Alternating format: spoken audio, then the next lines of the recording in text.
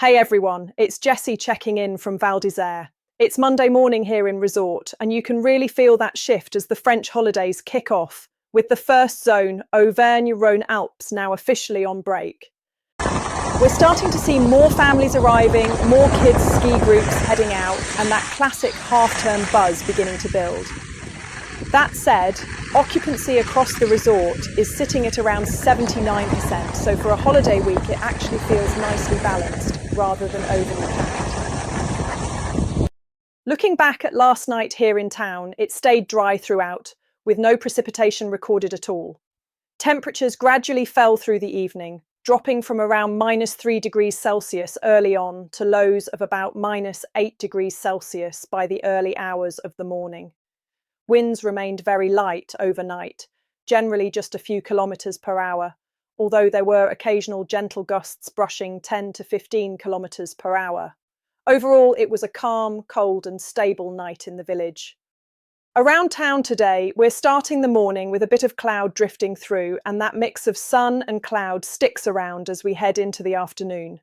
It's still going to feel bright overall. Temperatures in the village are set to climb to around 1 degree Celsius, and winds stay light for most of the day, with just the odd gust picking up now and then. All in all, a comfortable day to be out and about in resort. Up on Bellevarde, conditions are fairly similar, just colder and a little more exposed. There's some cloud around through the morning, with more drifting through later in the day, but visibility should stay good. Temperatures at the summit peak around -6 degrees Celsius, and there's a light breeze from the southwest, enough to remind you you're up high, but nothing extreme. If you're in the mood for something social this evening, Blue Note is running their weekly pool tournament tonight. It kicks off from 9 in the evening with a small entry fee, limited teams, and a first-come, first-served setup, so it's worth getting down early or dropping them a message to secure a spot. Over at the Black Sheep, it's Monday night disco vibes as their resident DJ Car Thief Disco returns to the decks. Expect a proper mix of hip-hop, soul, funk, reggae, classic house, and of course, plenty of disco. Last week was busy, so again, earlier is better.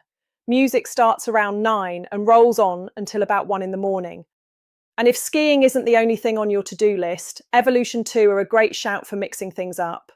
Their office is right in the town centre, just a short walk from the big Christmas tree, and they offer everything from dog sledging and ice diving to snowmobiling, snowshoeing and even moon biking. It's a brilliant way to add something different to your stay in Val d'Isère. Here's a translated summary of the official avalanche bulletin issued by Météo France for the Vanoise Massif. This applies outside marked and open pistes, and it's really important you check the full official report using the link in the video description before heading out.